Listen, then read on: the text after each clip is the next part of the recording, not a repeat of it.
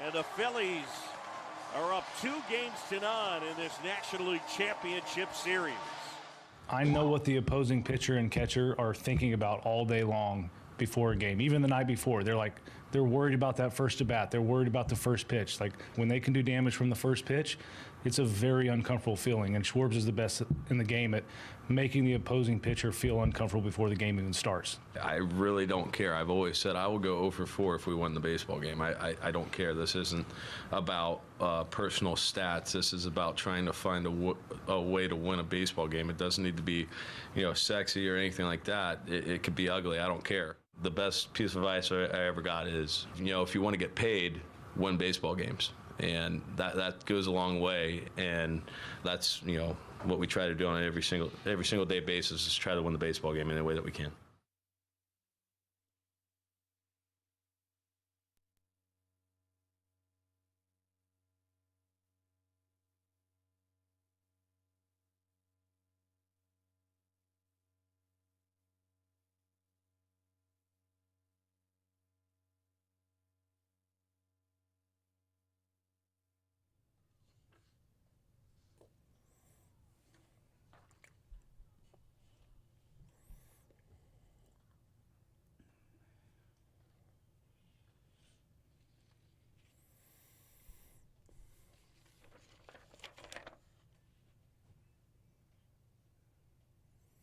Good morning, Kansas City. This is the Border Patrol on Sports Radio 810 WHB. It's Wednesday, October 18th, 2023. Stephen St. John and Nate Bukaty with Marco Marquez.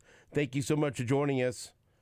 Today on the show, we'll talk to Matt Derrick from ChiefsDigest.com, our college football insider.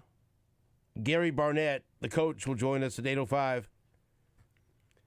Haley Lewis from Big 12 Football Weekly will be with us at 8:30 to talk college football. Mike DePasquale, Mike's got this, Mike's got picks just after 9 o'clock. And then we'll talk to Tony Miola, old friend of the show, at 9:30. A lot of drama in the office this morning. A lot of things happening unbeknownst to either one of you. Susan was making herself a big cup of coffee.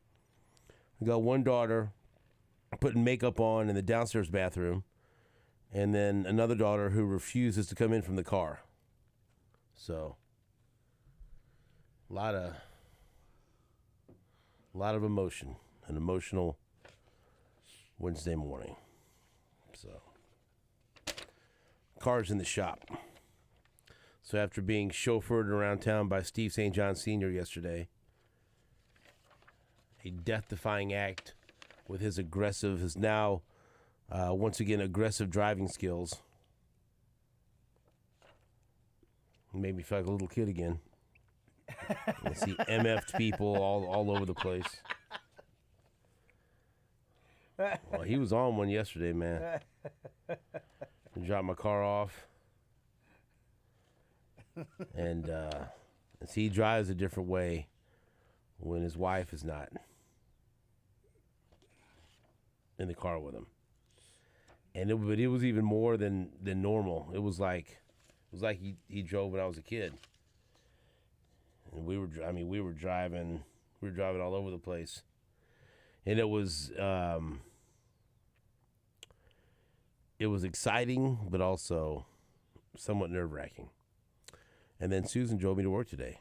So that was very nice. Aww. So my dad, we dropped my car off at the mechanics, and he goes, "You hungry?" I said, "Well, sure. Look at me. When am I going to say no to that?" He goes, "You got time?" I said, "Yeah, I got time." He goes, "You like tenderloins?" I said, "Yeah." I don't know where this is headed, but yeah, yes to all these. You want the best tenderloin in town? I said, I do. Yeah, right, I mean, you. yeah. I mean, What kind of question is that? What's this gonna end with? Yes. We're going to Miss Kitty's Cafe. I said, okay. All right, let's go. Have you ever been to Kitty's Cafe? No, I think I've heard of it. This is what gets all the love is the best tenderloin in town. Yeah. Okay. Yes. I've not been. That's one of the things that's on my to-do list because it all of a sudden got all kinds of like international fame because I think it got written up in the New York Times. It's a lot, right? Yeah. And it's on 31st Street. My buddy Ruben went and said there's a lot of people that are there because they've read about it. Like you walk in, outside. there's like a little patio you could sit at, but you walk in, not very big. I don't know, probably about 8 or 9 people could stand in there. You order, Yeah. and then you can take it or go eat it on the patio. Yeah, I'm glad you reminded me of that. I've been wanting to do that. How was it? It was good. Yeah. It was good. So It's like a tenderloin sandwich, right? That's it's one of my dad's joints.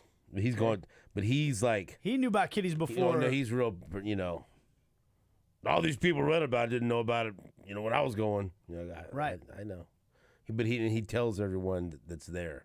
I'm not one of these people that's here. Yeah, there's a couple of guys from Lenexa. Yeah. That got him. He got his blood boiling. Oh yeah. I bet you don't come down here much. Like, we're just doing some work down the street. Yeah. And then he does Lenexa. Whatever that means. Where you boys from? And they go, Lenexa. He goes, Lenexa. I go, but he's just, Yeah. he's just having at it. Well, it's one of I don't those. If I understand correctly, it's one of those neighborhood joints that has blown up because of the riot. That looks very. Is that hot sauce on there? Yeah. Hot sauce. What kind of hot sauce you put on it? That's their special sauce. Their own special. You don't hot mess sauce. with it. Okay. Oh, I told him I was about to tell my dad, how do you order it? And he goes, the way they make it. I go, okay, all right, got it. There's like a little some fries. Oh, boy. Yeah, I want to do that sometime. Get it how they make it. I go, okay. Yeah. There'll be no special orders or substitutions, but that was fun. My dad, took me someplace he wanted to take me, and he even paid. Wow. Which was. Did you guys have to wait in line for a while, or were you we there got early dude, enough? we got there, and he knows the sweet spot. We got right, and by the time we ordered and sat down, there was a line out the door. Yeah. So I don't know. Decided it's a Kansas City treasure, so I just thought I'd mention that. That was fun, and it was so happened that because we were, been talking a lot about my mom's been on my mind lately. We were talking about my mom, and so on 31st Street, we were right down the street from the flower shop where she worked when they met, and it's still a flower shop. It used to be called Ed's Flowers on 31st Street, and now I think it's like House of Flowers or something like that.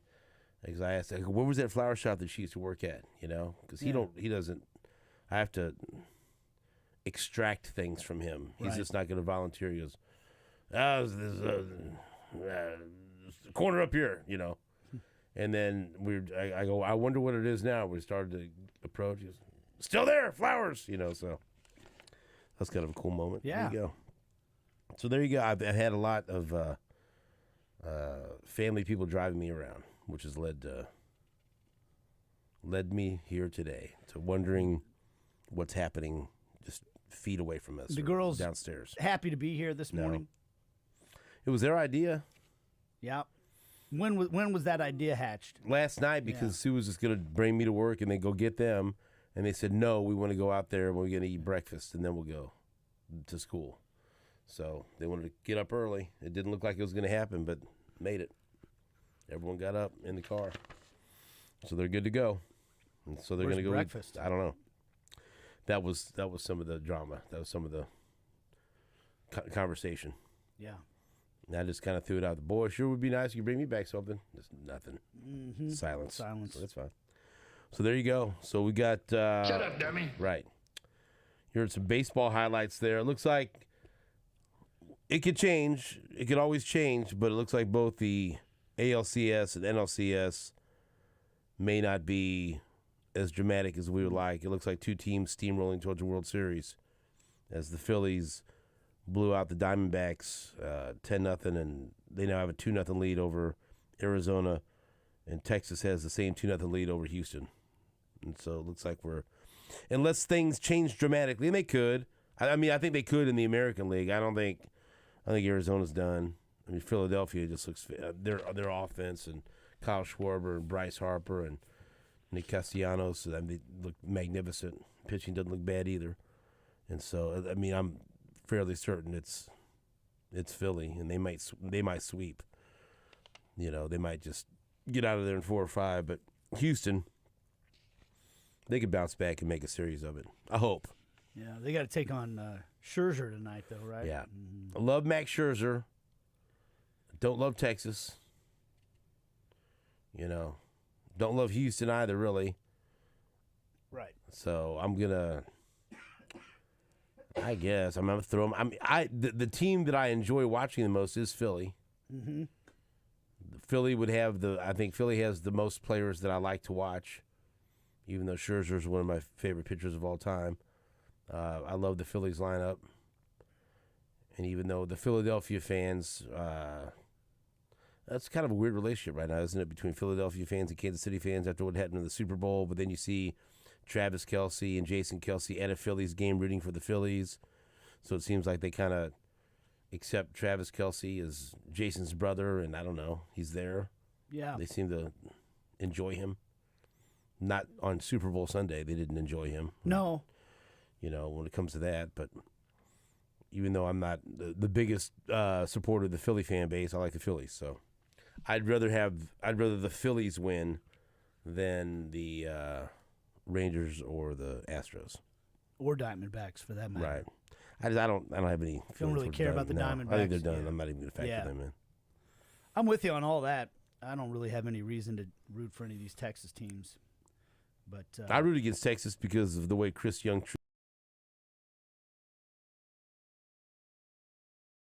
Root against them a little bit. Ooh. I mean, If this is a sitcom, Ooh, an the crowd 80s just went, sitcom, this is what the crowd goes, ooh.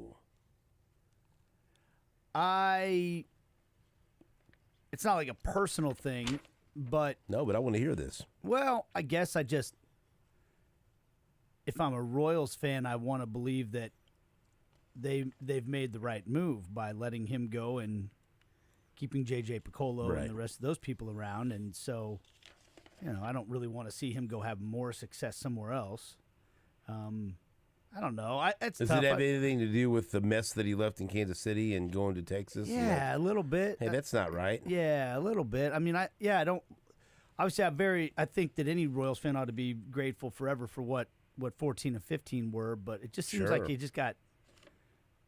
just got worse and worse and worse. The last few years he was here. So I don't know. Well, what John Sherman, JJ, everyone, what have they basically intimated or just flat out come out and said? Like, oh, I mean, this is a worse situation than we thought it was, right? They've all Yeah. kind of admitted that, right? Mm-hmm. Mm-hmm. The hole was far deeper than they thought. Yeah. Yeah. And why is that? He was in charge. In the year that JJ was supposedly the GM, he was clearly still in charge. So, I want The disaster that all those high draft picks that they used on pitchers has become leaves a bitter taste in your mouth with that regime. Yeah, and I guess the loyalty to certain people and certain players was not beneficial for the team, and The refusal of trading Whit Merrifield yeah, and Scott Barlow when they had maximum trade value, something like that. Yeah, think it was gonna be peaches and roses all sorry, you're doing a better job of articulating what I'm trying to think of. But I'm reading you. But it just, yeah, and I don't know. It just like the way it was like discussed at the end too. Like, hey, we're in great shape. Like refusing to acknowledge that things weren't going well at the end. And it wasn't just the drafting of that college class. That obviously that did not work. That was a failed attempt. But it was the constant failure to ever develop any starting pitching.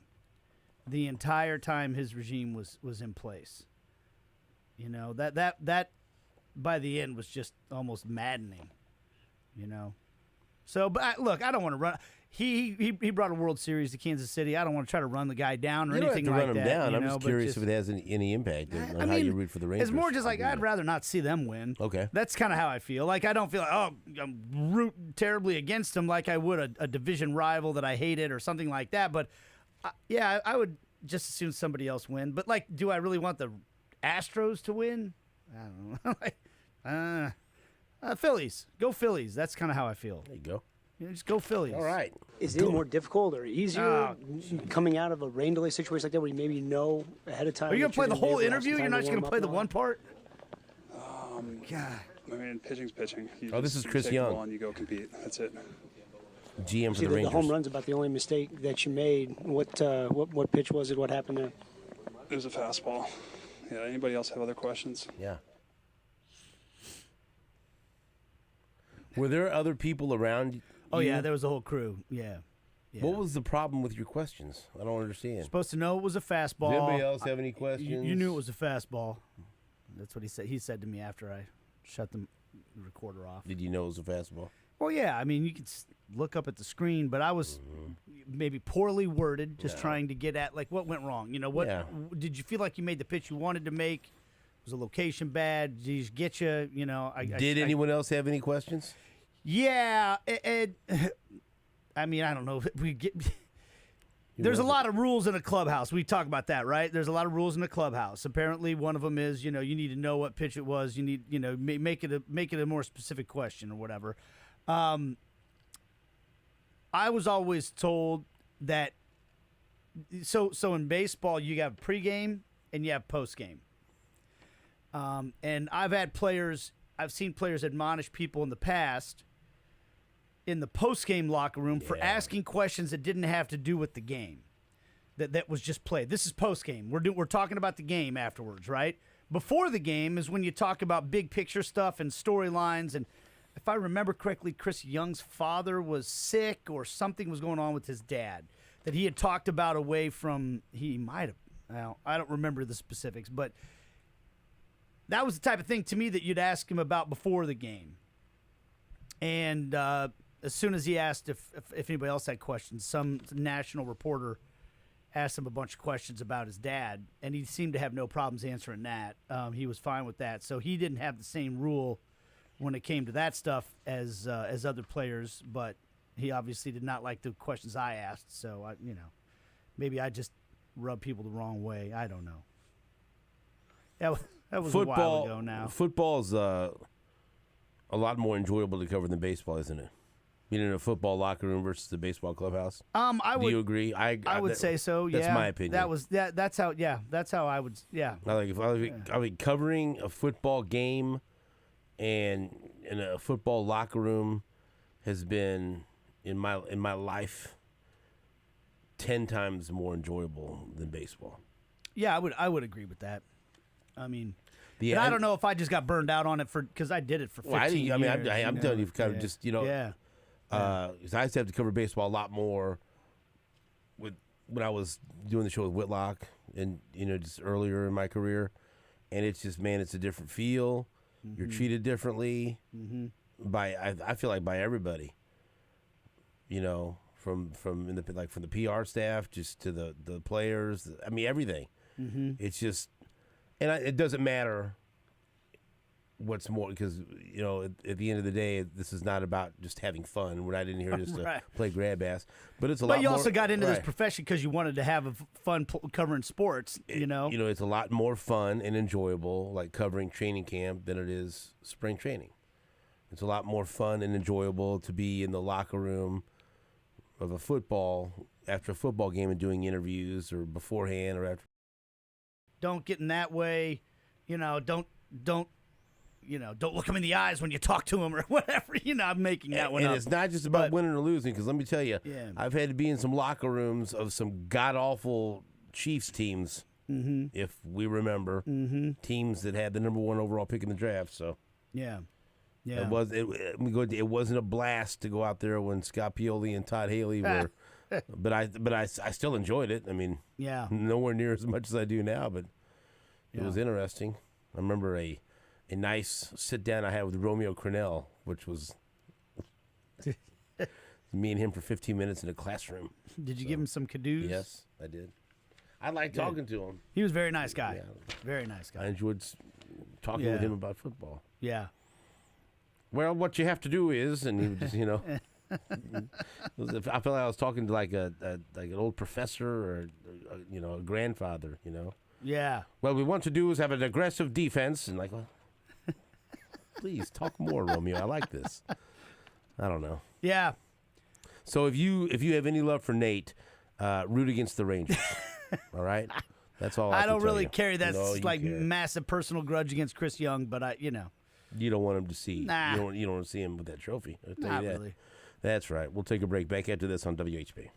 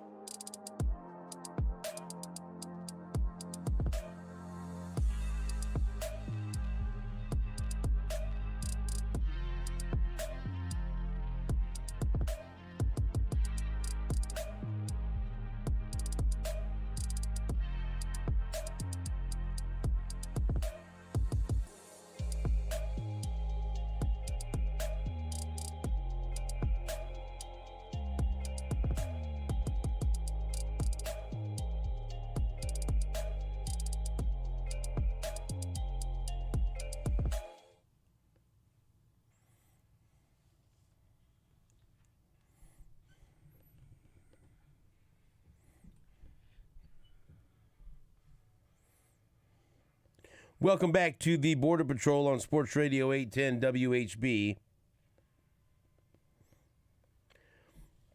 You know, it's getting close to the NFL trade deadline. Did you realize that? Or do you get your head in the sand over there? I guess I got my head in the sand over here. Figures. When's the trade deadline? Don't tell them. When is it? Look at me. Don't look at nothing. It is after week 9. Give me a date. It's a significant date. November 1st. Oh, you're close. November 6th. No, what happens before then? Halloween. Yeah. There you go. Halloween.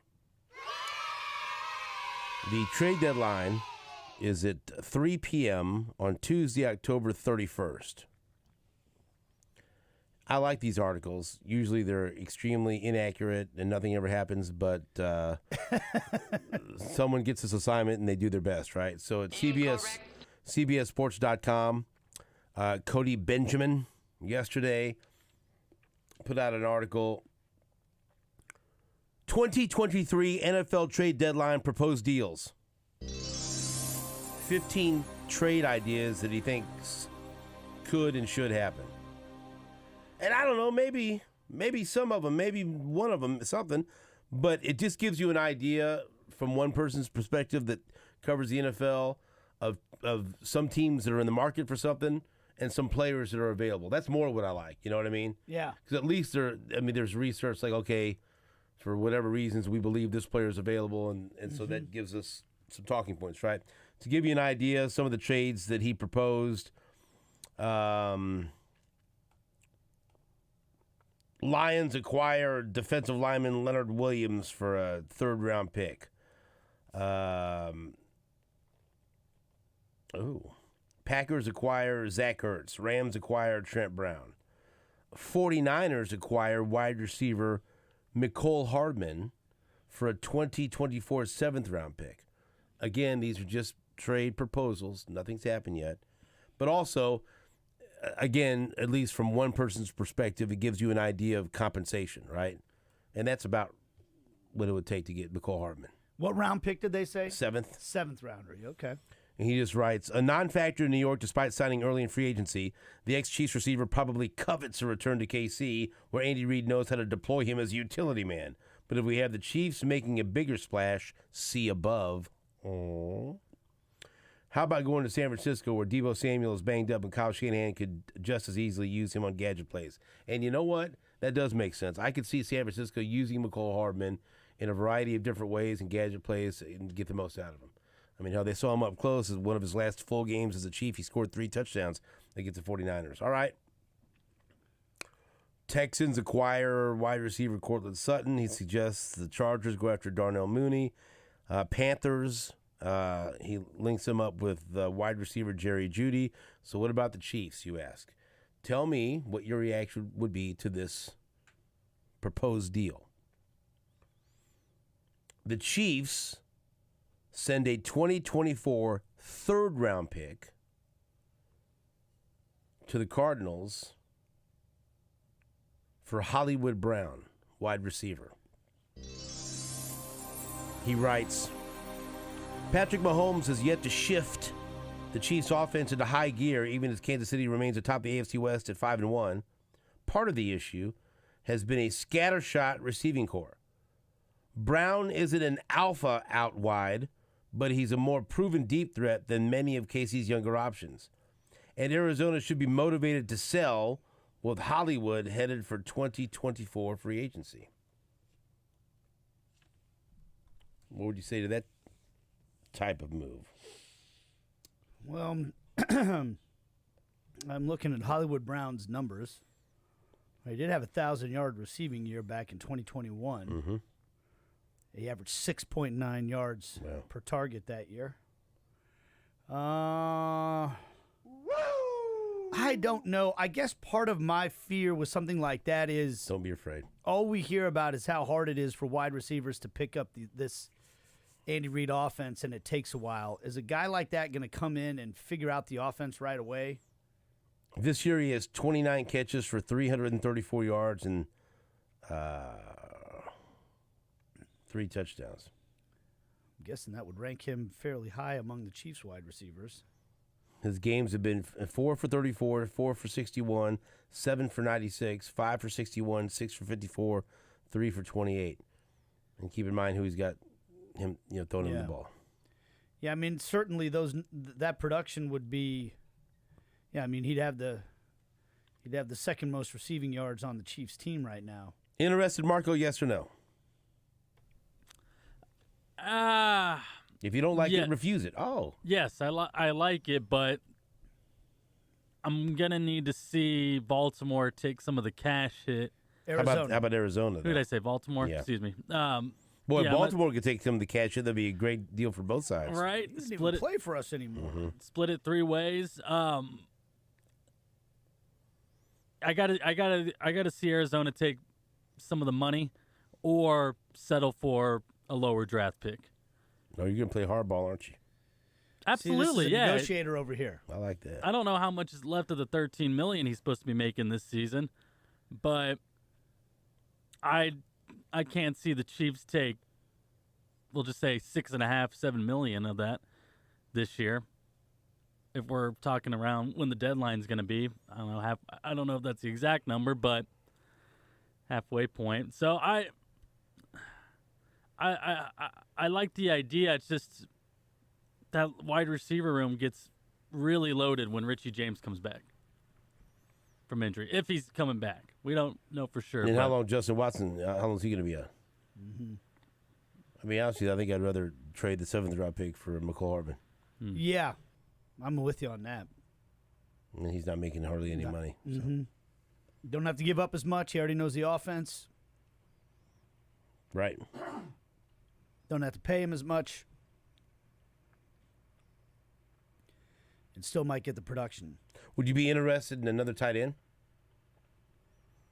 I guess so. I feel pretty good about Noah. I feel like Noah Graves keeps progressing as a player. Okay. What do you think? Zach Ertz has been thrown out there from time to time. What is Zach Ertz at this stage in his career? Tight end. Well, they thank you for that. Right. Well, I answered the question, didn't I? Well, yeah. What kind of a tight end is he at almost 33 years old? Possession receiver. Yeah. I don't think I'd be too. I don't know that he's better than Noah Gray at this stage in his career. All right. Maybe I'm wrong about that, but I don't know. I like Noah Gray. Yeah. Zach Ertz was a great tight end at one point in time. Right. 33 years old. So I found the article interesting. I don't know. Hollywood Brown, 3rd round pick. He's just throwing stuff at the wall to see what sticks. I'd still be interested in McCall Hardman for if it's like a 7th round pick. I'd be open to that. Yeah. I would for sure. Now that fits along a little bit more with what the salary situation is I guess for the Chiefs. it all comes down to because the article there said you would assume that McCall Hardman is eager to rejoin the Chiefs where he had success because he didn't have any success with the Jets. But sometimes when somebody leaves a place, if they feel underappreciated or undervalued or something like that, maybe they don't want to come back. I feel like we saw that with Justin Houston, right? Like I don't think he ever wanted to come back to the Chiefs. He seemed like he's still kind of. But I mean, my God, compared to what he's going through right now, I would imagine. I mean, he can't even get on the field. You'd like to think he would say, you know what? Actually, Kansas City was pretty great, and if I could go back there, have my success, that would be great. But you just don't know how everybody. You know what I mean? Like some people. Man, screw that place. I don't want to go back. I don't know. I don't know where McCall Hardman's. He has some bizarre tweets, so I don't know what. Yeah. I have no idea. That's a good question. Does he want to come back? Do the Chiefs want him back? Do the Chiefs need him? How long is Justin Watson out? When's Richie James coming back? A lot of moving parts there. Isn't he supposed to be sharing secrets with us that are non-football related about him? Was he the one that tweeted that out, saying that he had some stuff to say, and it was. Oh yeah, and he said it has nothing to do with his current situation. Mm-hmm. I have not followed up with that. It almost insinuated that it would have to do with his time in Kansas City. So I don't know. I do know that he was angry about how he was perceived as being injury prone or how that went down. But the way I look at it, at least from my perspective, he worked really hard because he was having a good season. He was when he got hurt, he had gone through it. We talked about this. Really for being hurt, which would, that would irritate you, right? Yeah, heck yeah, yeah. Diana Rossini wrote recently at The Athletic, Jets GM Joe Douglas has his phone lines open for a trade partner to deal receiver McCole Hardman. Hardman's former team, the Kansas City Chiefs, is a suitor to watch. I'm also hearing that the team would be willing to move on from edge rusher Carl Lawson. So I don't know. And it's possible the team is even open to dealing Dalvin Cook as the trade deadline gets closer. So even though they feel like they're in it at 3-3, they've got some pieces that they could possibly move. They're just Dalvin Cook just got old overnight. Is that what happened? Who would you rather have as your running back right now if you're the Jets? Well, but wouldn't you want to keep your backup? Like he's not even good. You don't even want to keep him as a backup. Maybe he's not happy being there. Yeah. You know what I mean? I don't know what he thought he was signing up for. Be calling for him. Oh, you want him? Here we go. No. Come on, Marco. You flying in and out of left field with this? I don't know. I'd be interested to see what the Jets would be asking for with him. It's another cheap contract. Add, another running back to the running back room. Maybe one gets edged out with that trade. That would be Clyde Edwards-Helaire. Trade for a third, just to make Dalvin Cook your third string running back. Yeah, I'm guessing that he's not exactly happy with not being the featured back there, right? Again, not all these guys, but some of these guys went to the Jets because why? To play with Aaron Rodgers. And I could get that discount double check. Yeah, I could totally understand if they're like, yeah, this isn't what I signed up for. Even though they are 3-3. But still, that's not what you signed up for. That's not the cruise you wanted to take. So, well,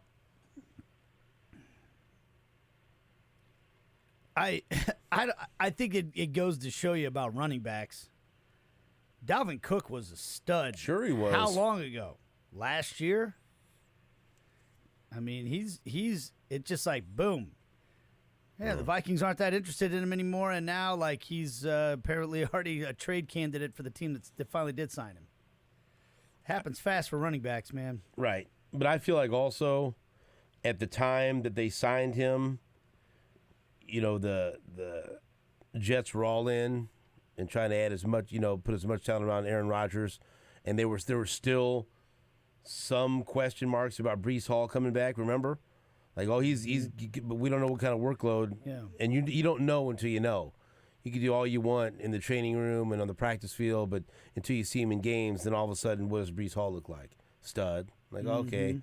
And I felt like they brought Dalvin Cook in as more of an insurance policy in case Breece Hall didn't return from his injury the way he has now. Yeah. So, who knows? Still interesting. And that was from Diana Rossini from The Athletic. They're listening on McCole Hardman. Mm-hmm. She said the Chiefs are a suitor to watch. We'll take a break back after this on Sports Radio 810 WHB.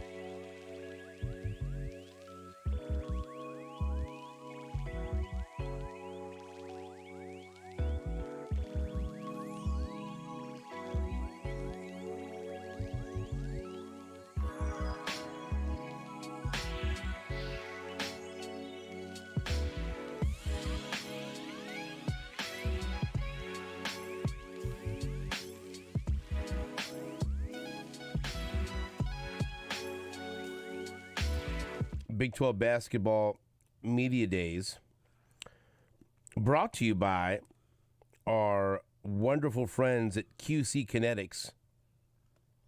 Get rid of nagging joint pain without drugs and without surgery. Now there's a better way. Natural biologic treatments from QC Kinetics. Learn more about regenerative solutions. Call QC Kinetics. 816-412-6299. That's 816-412-6299. You're going to be heading down there to Big 12 Media Days, aren't you? I am. Yeah. Yep. Head down there right after the show's over today. All right. Get some interviews and stuff. The commish, Brett Yormark, spoke yesterday. Mm-hmm. And so he... Big 12 Women's Basketball Media Day yesterday. Right. And so... what does that look for? Here's his comments yesterday about the Big 12 tournament staying in Kansas City. Kansas City has been a great home for the Big 12 basketball championships.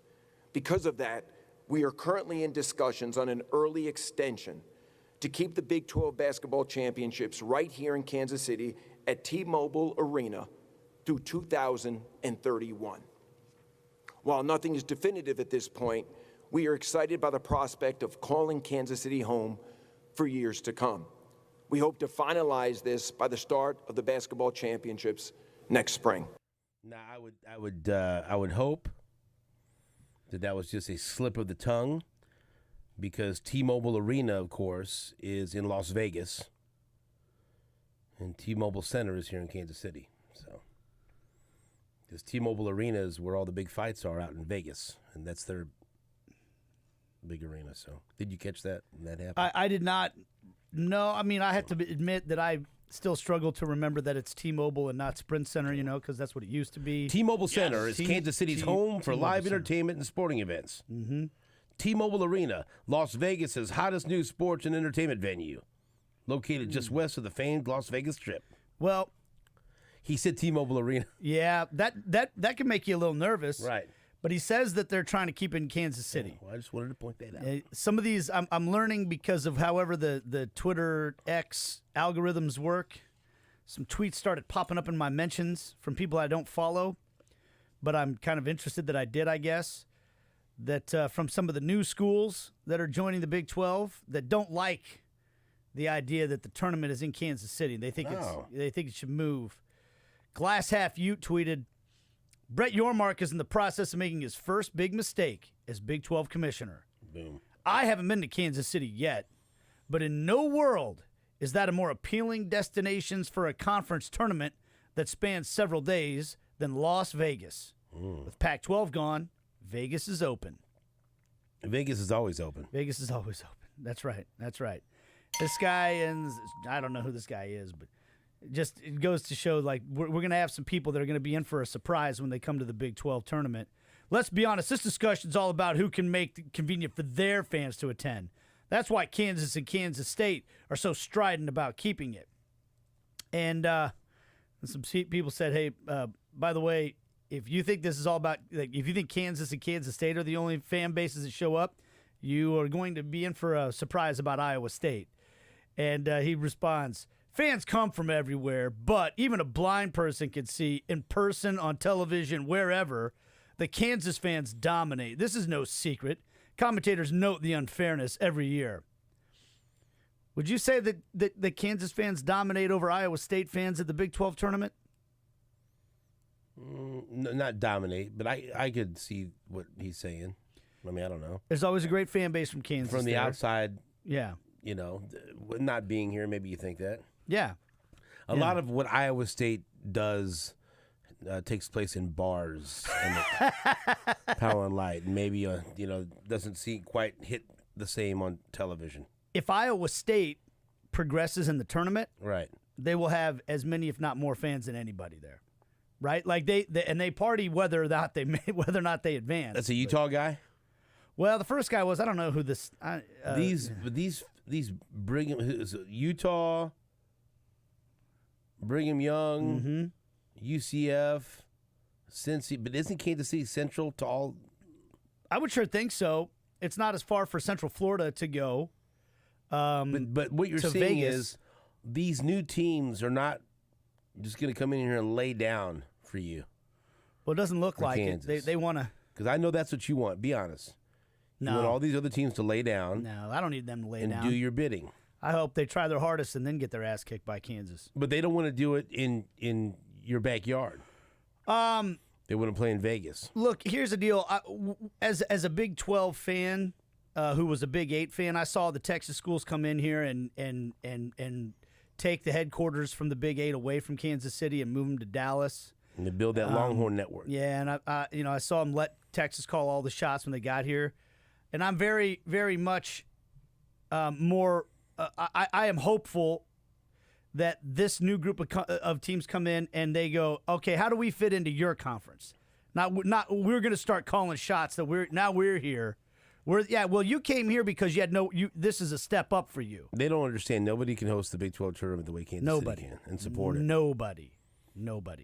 So We know that. We've seen it go other places. they don't know nothing. They know nothing.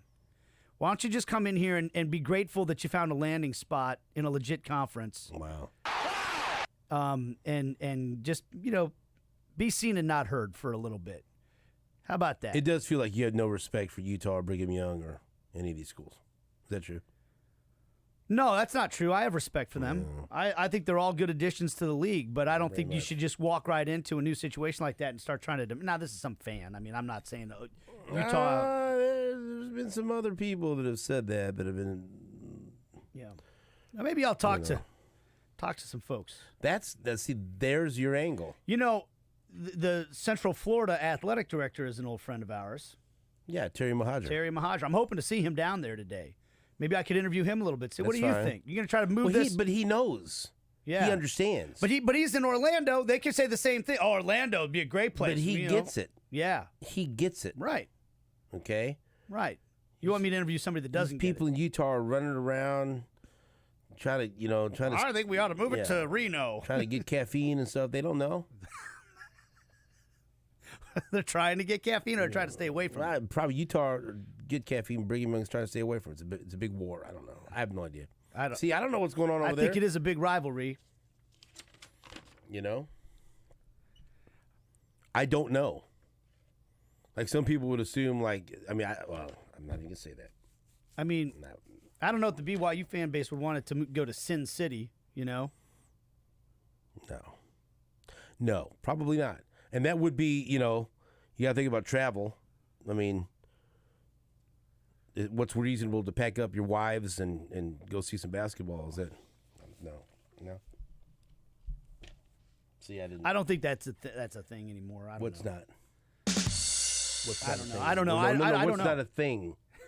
What's not a thing? I don't know, man. Whatever you just said. I didn't say anything. You didn't? No. Not 2, not 3, not 4, not 5. I don't think that's a thing. Not 6, not 7. It's a thing.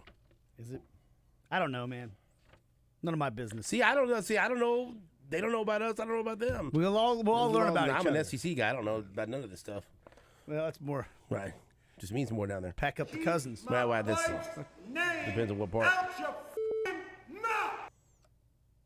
See, I'm wrong. Yes. Okay. We'll take a break. Back after this on WHB.